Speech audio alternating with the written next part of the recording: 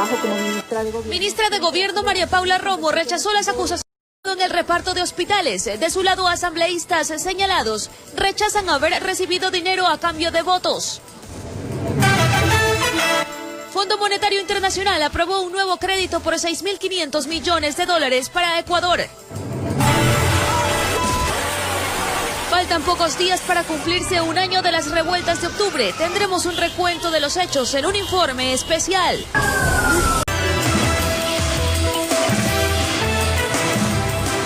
Buenas noches, amigos televidentes, bienvenidos a la emisión estelar de su informativo La Noticia. Adrián.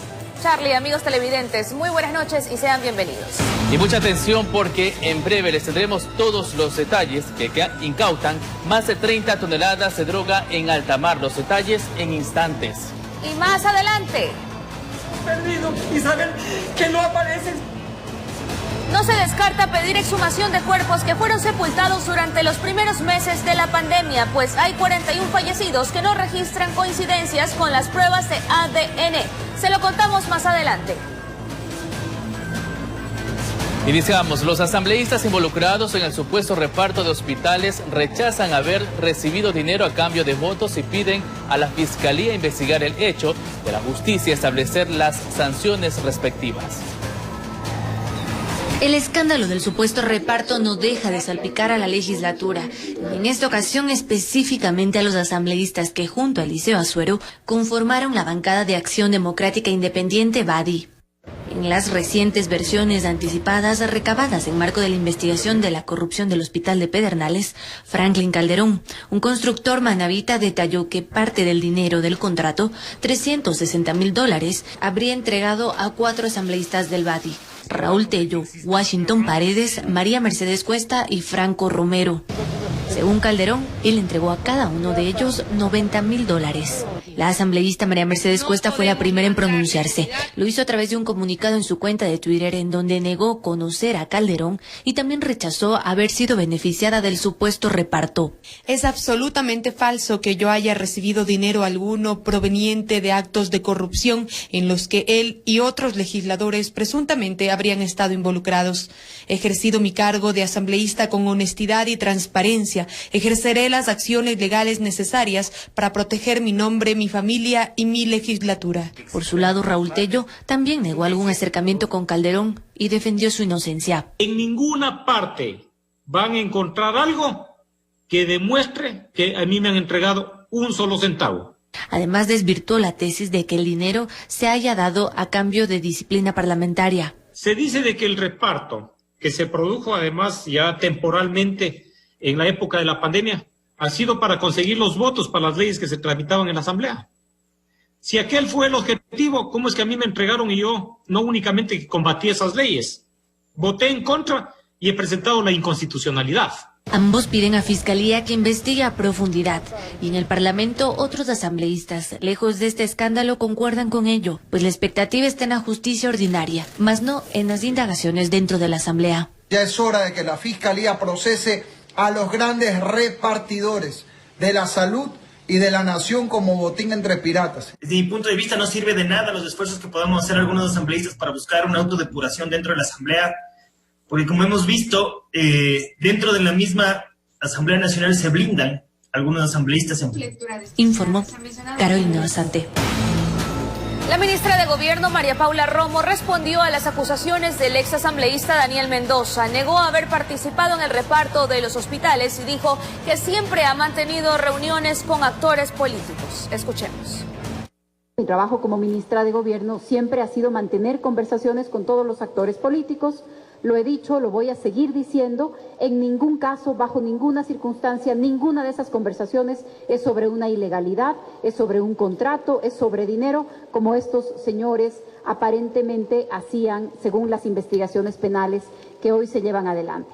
El elemento nuevo es que Mendoza ahora se ha declarado culpable de un nuevo delito a través aparentemente de favores o de cobros con la Agencia Nacional de Tránsito.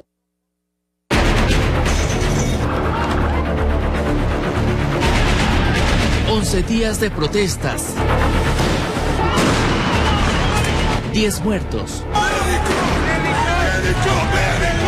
decenas de heridos y más de 1000 detenidos. Fue el saldo del paro nacional de octubre de 2019, que inició con la eliminación del subsidio de los combustibles. Por eso he firmado el decreto que libera el precio del diésel y de la gasolina extra. Y que convirtió a Quito y otras ciudades de la sierra en zona de enfrentamiento entre gremios indígenas con la Policía Nacional y las Fuerzas Armadas.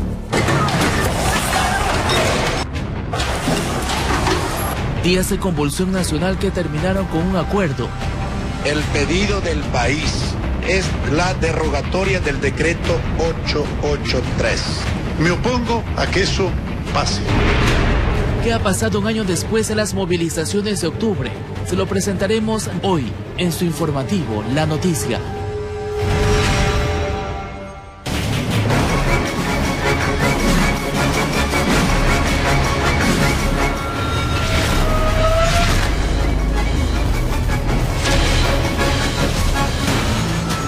Capturan a 2 de los supuestos implicados en la balacera registrada en el norte de Guayaquil que dejó como saldo a un policía herido.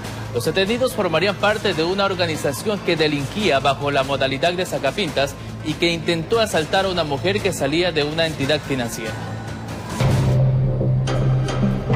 Como Michelle Pacheco Tigrero, de 19 años de edad, y Freddy Cabezas Canales, de 24, fueron identificados los supuestos responsables del asalto frustrado con balacera, registrado en la ciudadela La Garzota, norte de Guayaquil.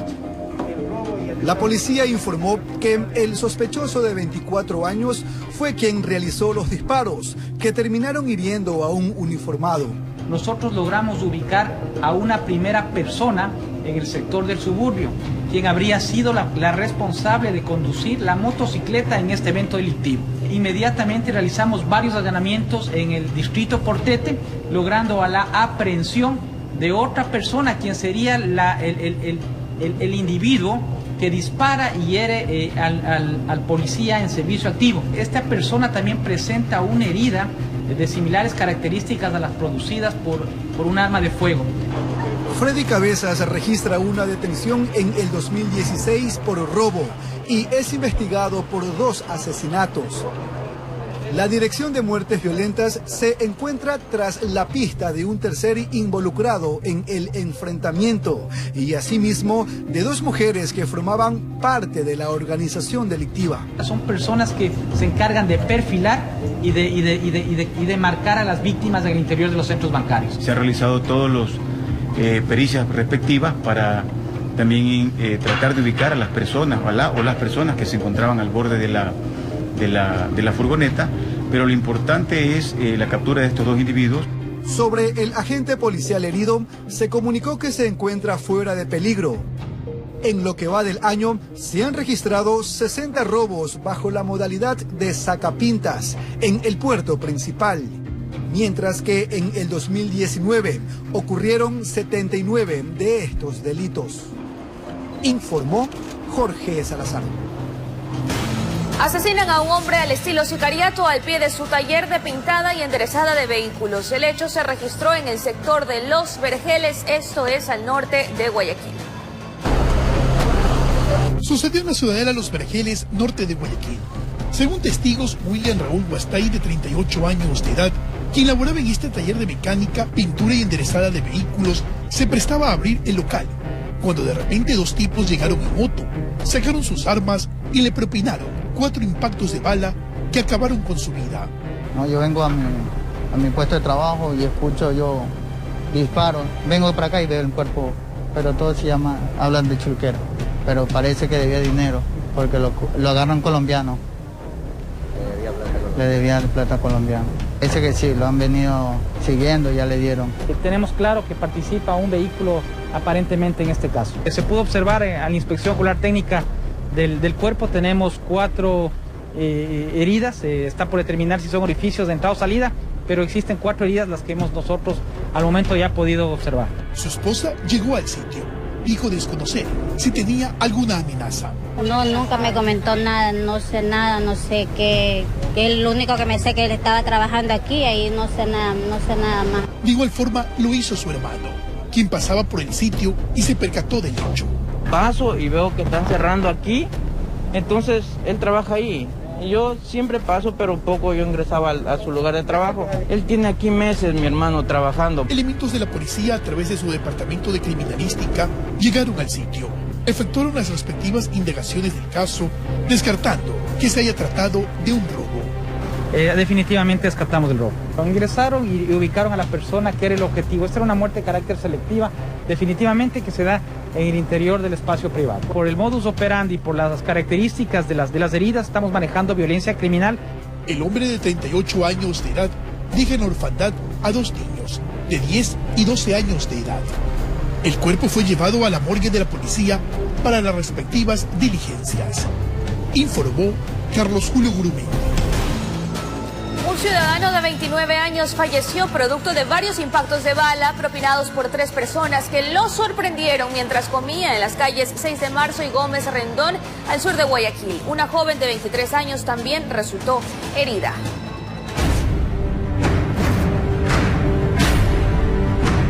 El reloj marcaba las 22 horas de este martes.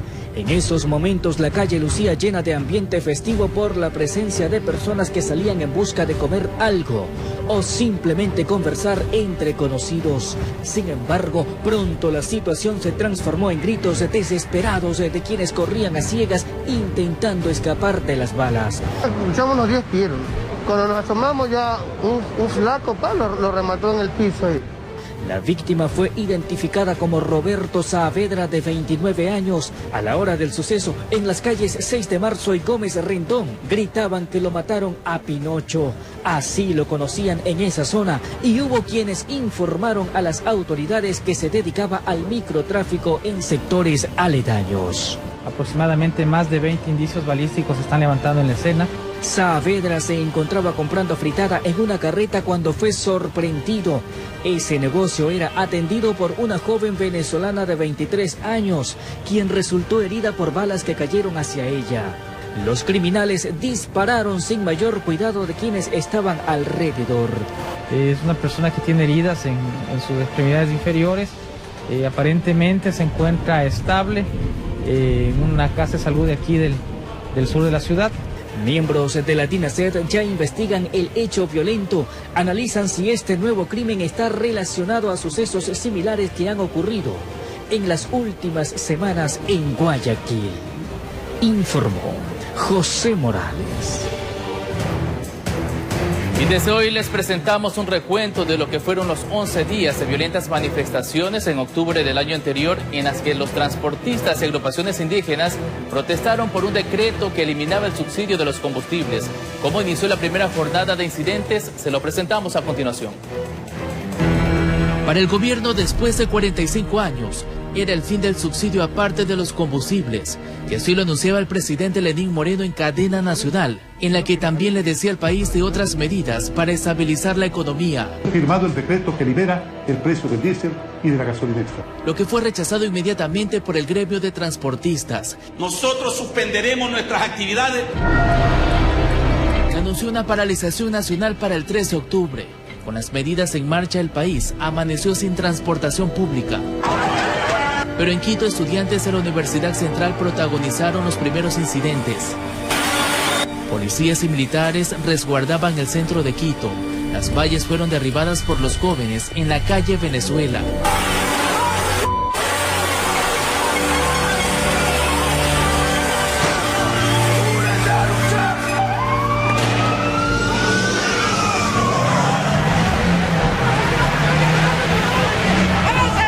A la misma hora se registraban los primeros robos en la vía perimetral en Guayaquil. ¿Dónde están los policías? Al mediodía de aquel 3 de octubre, el presidente, en otra cadena nacional, manifiesta que las medidas seguirán vigentes. Están completamente en firme y dispuesto el estado de excepción a nivel nacional. Pero la protesta se agudiza también en otras ciudades como Cuenca.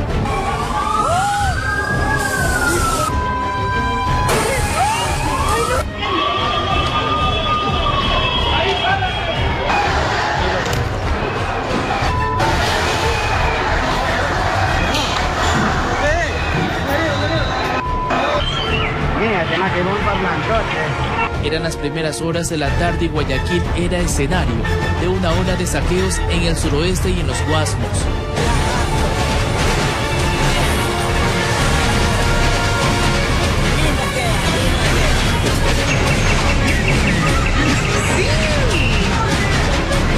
Y la alcaldesa Cintia Viteri se pronunciaba sobre lo que estaba pasando. ¿Quiénes son los afectados, señores? Realmente todos.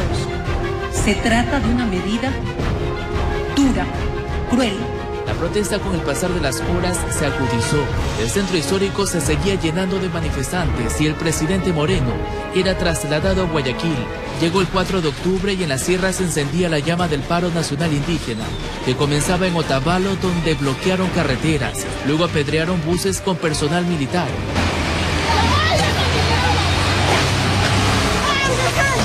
Incendiaron carros antimotines a la policía.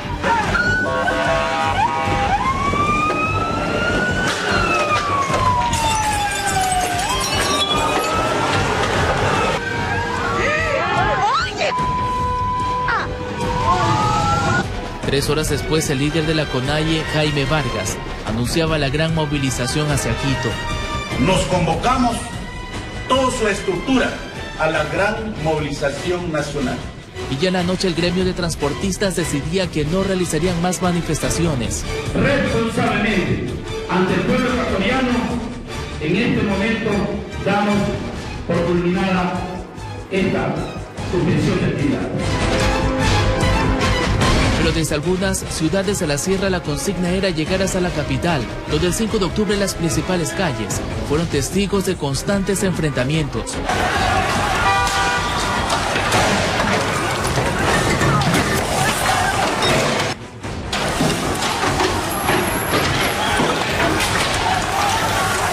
La calma se había ido del centro histórico y los incidentes continuaron el 6 de octubre.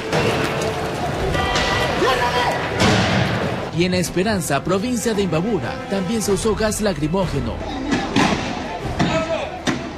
El 7 de octubre los manifestantes saquearon una empresa procesadora de lácteos en la provincia de Cotopaxi, y asimismo 17 empresas florícolas fueron atacadas por grupos violentos.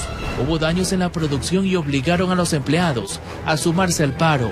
En Guaranda se tomaron la gobernación de la provincia de Bolívar. En Alausí, 9 oficiales y 38 voluntarios del ejército de la Brigada Galápagos fueron retenidos por comuneros. Estamos con el pueblo indígena, señores. Saludos cordiales. Y estas imágenes serán registradas cerca de Quito. En el puente de San Roque, policías retiraban a jóvenes y uno de los manifestantes cayó y lamentablemente murió. Y aparecía el primer mandatario con un mensaje a los ecuatorianos, anunciando lo que para el régimen serían los responsables. ¿Creen ustedes que es coincidencia que Correa, Virgilio Hernández, Patiño, Pavón hayan viajado al mismo tiempo hace pocas semanas a Venezuela? El sátrapa de Maduro ha activado junto con Correa su plan de desestabilización. Horas después, miles de manifestantes ingresaron por el norte de Quito y la gran marcha estaba por iniciar. Todos se preparaban para el 8 de octubre, pidiendo la derogatoria del decreto 883. Informó Charlie Pisa.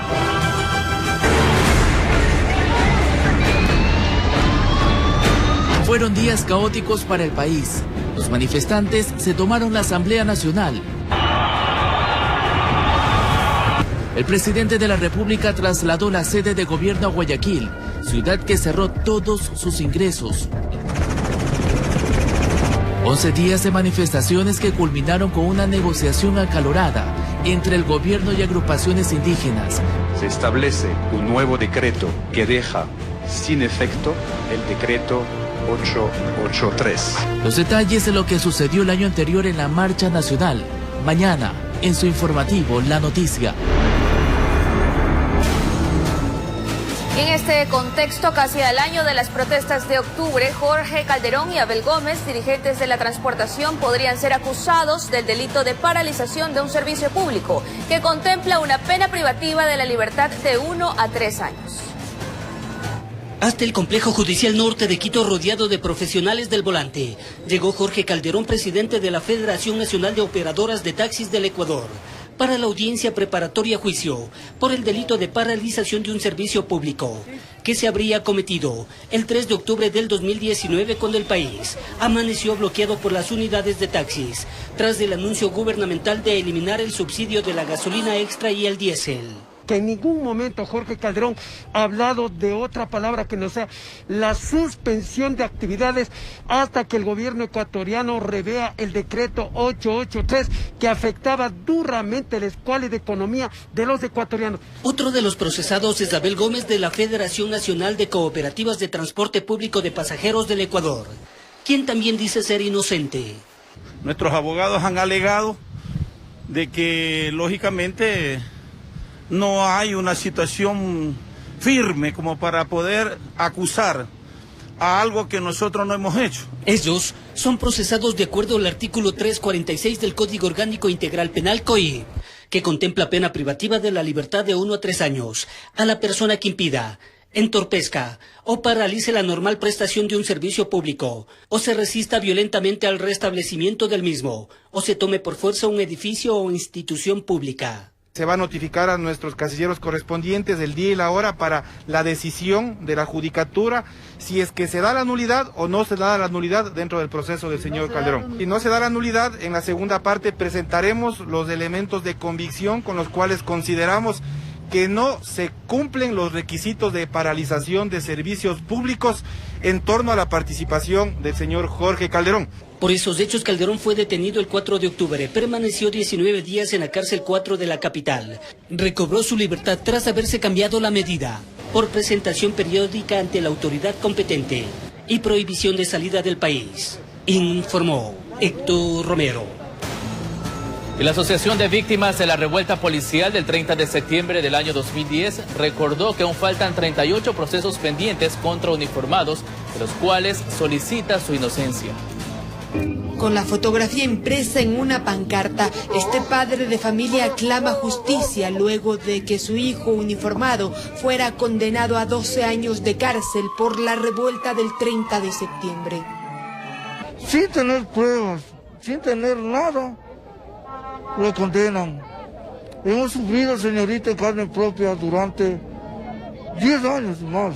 Este es uno de los testimonios de los tantos uniformados que fueron responsabilizados por las protestas policiales del 2010, cuando al mando del país se encontraba Rafael Correa. La Asociación Víctimas 30S ha procesado 188 casos que han sido declarados libres, en prelibertad e inocentes. Tenemos 38 casos en la Corte Nacional de Justicia con recursos extraordinarios de revisión, que con la documentación presentada estamos seguros serán declarados inocentes. Con ofrendas florales y pancartas se recordó el 30S como una fecha que no debe repetirse en el Ecuador.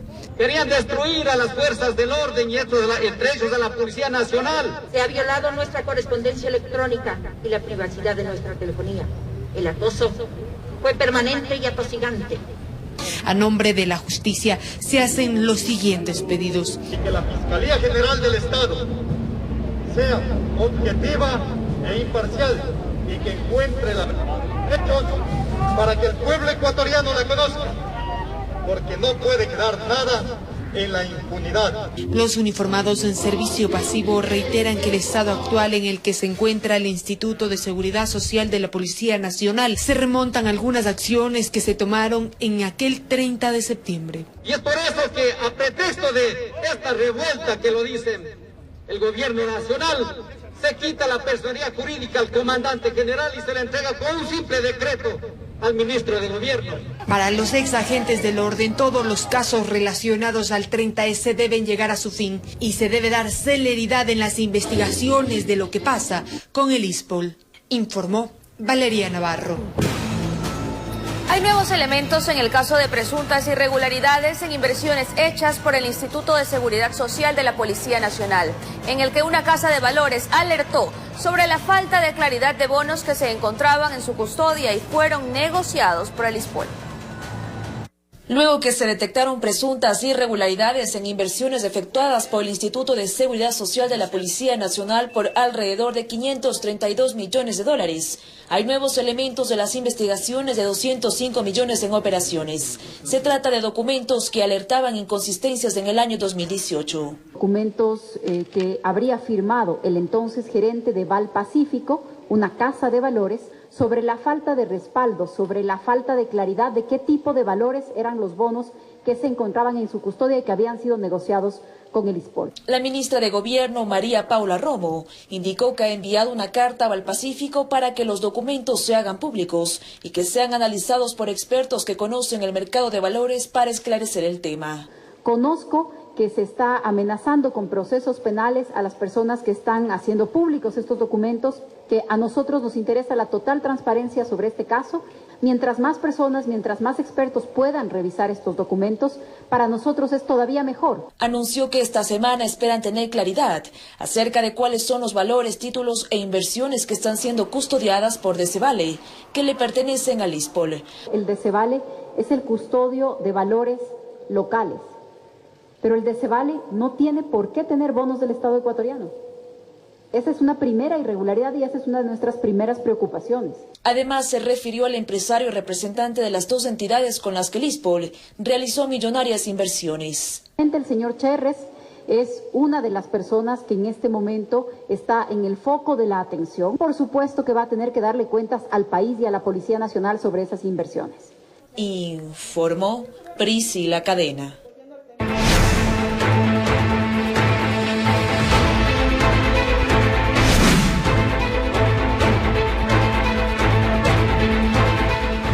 La Defensoría del Pueblo no descarta solicitar la exhumación de los cuerpos que fueron sepultados durante los primeros meses de la pandemia, pues hay 41 fallecidos que no registran coincidencias con las pruebas de ADN. El Comité Permanente por la Defensa de los Derechos Humanos presentó un informe que revela falencias en el traslado de los cadáveres. Suficiente con haberlos perdido y saber que no aparecen. La herida sigue abierta, como la pandemia que persiste en desafiar a la humanidad.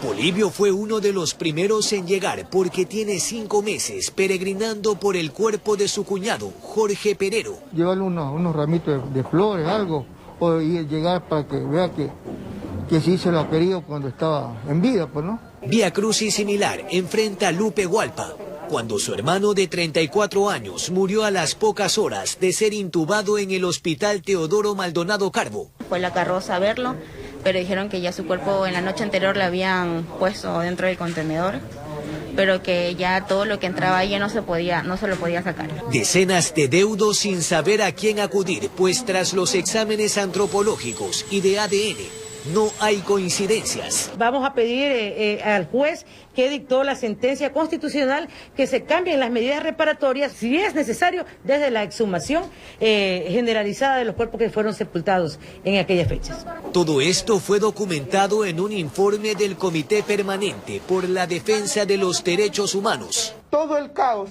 que ocurrió al interior de las morgues temporales, especialmente en el hospital del Guasmo Sur. Pero mientras las autoridades judiciales continúan tomando las versiones de funcionarios en los hospitales implicados a fin de determinar las responsabilidades penales, la Defensoría del Pueblo no quiere que este nuevo informe abulte la larga lista de documentos que denuncian una potencial violación sistemática a los derechos humanos. Es un informe a los organismos internacionales a fin de que se abra un proceso de investigación, que se conozca la verdad. Y aunque el tiempo también abulta su impotencia, se niegan a oficiar una misa sin cuerpos presentes. Informó Jorge Escobar. Continuamos con más noticias y mucha atención porque el Servicio Nacional de Gestión de Riesgos y Emergencias informa a través de su cuenta de Twitter que en imágenes satelitales se visualiza una nube de ceniza del volcán Sangay que se dirige hacia el occidente, lo que podría provocar una ligera caída de ceniza en la provincia del Guayas. Por ello, se solicita a la ciudadanía tomar las medidas de autoprotección. Y muchas familias han decidido en estos últimos meses a emprender un pequeño negocio desde casa. Hoy visitamos el domicilio de una joven quien ofrece botellas decoradas con luces, las mismas que son recicladas. Carlos Julio Gurumendi con el informe. El segmento Emprendedores es presentado por Visa. Aquí estamos, promoviendo el progreso de los comercios locales.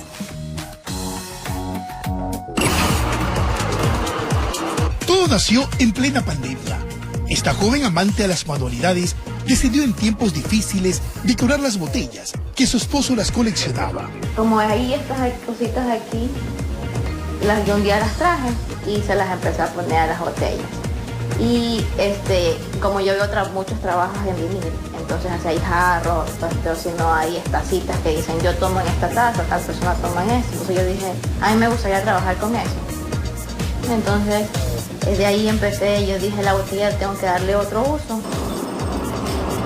Y estas herramientas fueron las que inspiraron a Kerly Parrales a trabajar en botellas de vidrio.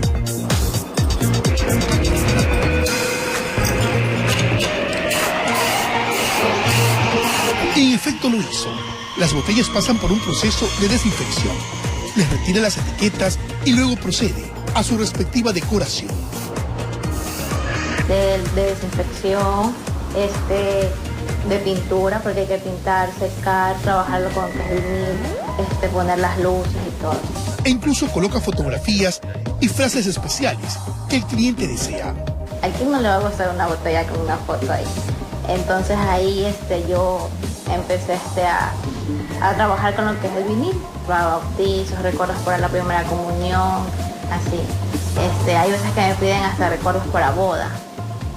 ¿Con las fotografías? Con las fotografías, en la parte de atrás un verso pequeño. De 1 a 2 días se demora para confeccionar la botella. Por ahora no cuenta con un local propio, pero las expone en sus redes sociales. Depende porque igual para tener un producto bien hecho, como dice, bien realizado, que esté en perfecto estado, no cuento con local físico, entonces me preferiría por las redes sociales. Kelly nos demuestra que el emprendimiento es una actitud que todo ser humano lo tiene, que solo hace falta la decisión para poder explotarlo y salir adelante.